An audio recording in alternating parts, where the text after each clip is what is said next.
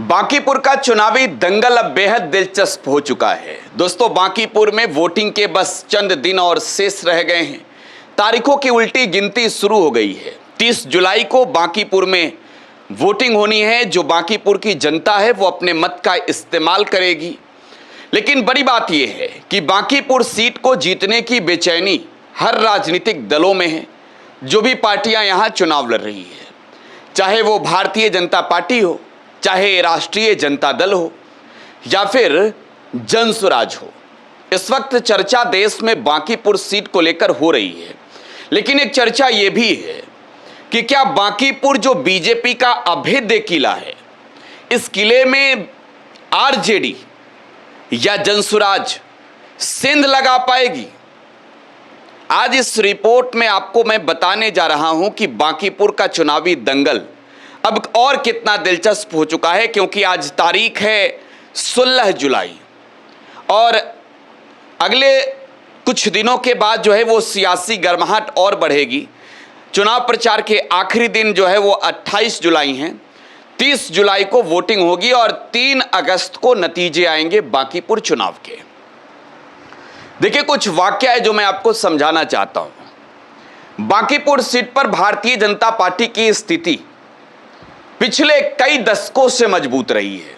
इस बात को बिहार सहित देश के तमाम वो लोग समझते हैं जो राजनीति की थोड़ी सी भी समझ रखते हैं। और जो मौजूदा बीजेपी के राष्ट्रीय अध्यक्ष हैं नितिन नवीन, ये उनकी सीट रही है और इस सीट पर उनके पिता भी चुनाव जीते हैं। और बीजेपी के राष्ट्रीय अध्यक्ष जो मौजूदा हैं अभी नितिन नवीन, वो भी लगातार कई दफे चुनाव जीते हैं।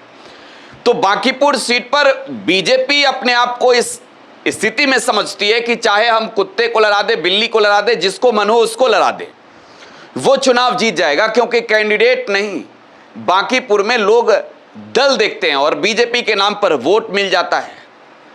लेकिन इस बार बीजेपी के लिए कुछ ऐसा नहीं है। सामने आरजेडी भी बहुत मुस्तैदी के साथ चुनाव लड़ रही है।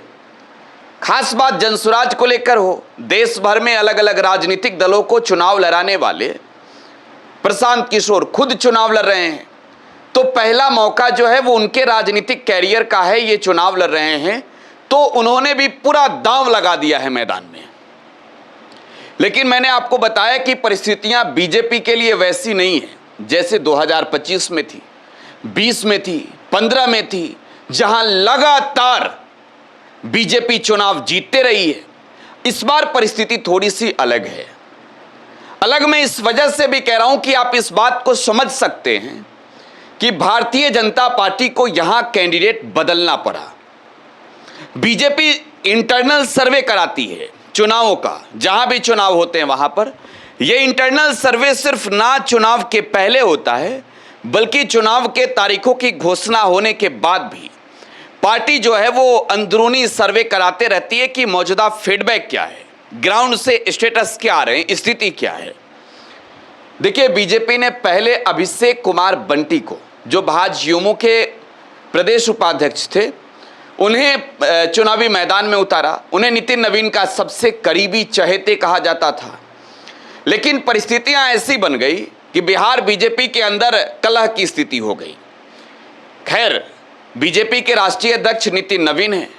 अब उन्हें इस बात का अंदाजा हो गया कि प्रदेश नेतृत्व के नाराजगी का खामियाजा इस चुनाव में भुगतना पड़ सकता है। लिहाजा प्रदेश कमेटी को ही ये बता दिया गया कि भाई आप नामांकन वापस करवा लीजिए, कैंडिडेट दूसरा तय हो जाए। तो अभिषेक कुमार बंटी दोस्तों चुनाव लड़ रहे थे। उनके नामांकन को जो है वो वापस कराया गया, क्योंकि उन्होंने नामांकन दे दिया था और उन्होंने कह दिया कि हम चुनाव लड़ना नहीं चाहते हैं। ऐसी परिस्थिति में भारतीय जनता पार्टी ने इस सीट पर कैंडिडेट बनाया नीरज कुमार सिन्हा को। देख, कहते हैं कि एक कहावत है बहुत पुरानी, तार से गिरे खजूर पलट के। अंदरूनी जो फीडबैक मिल रही थी बीजेपी के केंद्रीय नेतृत्व को, वो नेतृत्व को फीडबैक ये थी कि बीजेपी का जो यहां संगठन है वो उस कैंडिडेट को सपोर्ट नहीं कर रहा है जिसे पार्टी ने टिकट दिया, जो नितिन नवीन के करीबी हैं। नाम है अभिषेक कुमार सिन्हा। अब उनके जगह पर पार्टी ने नीरज कुमार भारती को टिकट दे दिया, नीरज कुमार सिन्हा को। अब इनके साथ भी स्थिति ऐसी ही हो गई है। क्योंकि इनके बारे में सोशल मीडिया पर कई वीडियो हैं। हमने भी कल ही आपको 2 वीडियो दिखाया था, जिस वीडियो में बताया था आपको कि किस कैटेगरी के हैं, कितना नॉलेज है इनके पास, राजनीति की कितनी सूझबूझ है, बोलने में कितना ओजस्वी वक्ता हैं।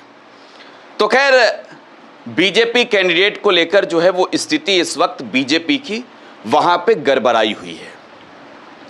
मैंने शुरू में बताया आपको कि आरजेडी तेजस्वी यादव और प्रशांत किशोर क्या करेंगे। देखिए, आज की तारीख में जो स्थिति है वहां की, वो स्थिति ये बता रही है कि बीजेपी पहले के तुलना में मजबूत जरूर हो रही है।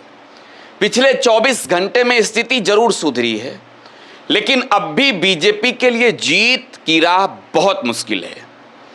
बिहार में भरत तिवारी का मामला उठा और सम्राट की सरकार बनने के बाद ये पहला बाई इलेक्शन है, तो तेजस्वी यादव का कैंपेन अभी शुरू होने वाला है। वो खुद कैंप करेंगे, बांकीपुर में, पटना में ही रहते हैं। बीजेपी के लिए अभी मुश्किल जरूर बन गए हैं प्रशांत किशोर और तेजस्वी यादव, लेकिन जो खबर है इस वक्त अभी तक की, देखिए बीजेपी अब उन नेताओं को भी मनाने में जुटी है जो बूथ लेवल के हैं, जो थोड़े से नाराज हैं, उन्हें भी खुश करने की कोशिश की जा रही है। लेकिन एक जातीय गोलबंदी, देखिए, जो चुनावों में अक्सर होती है, वो इस बार पटना में नजर नहीं आ रहा है।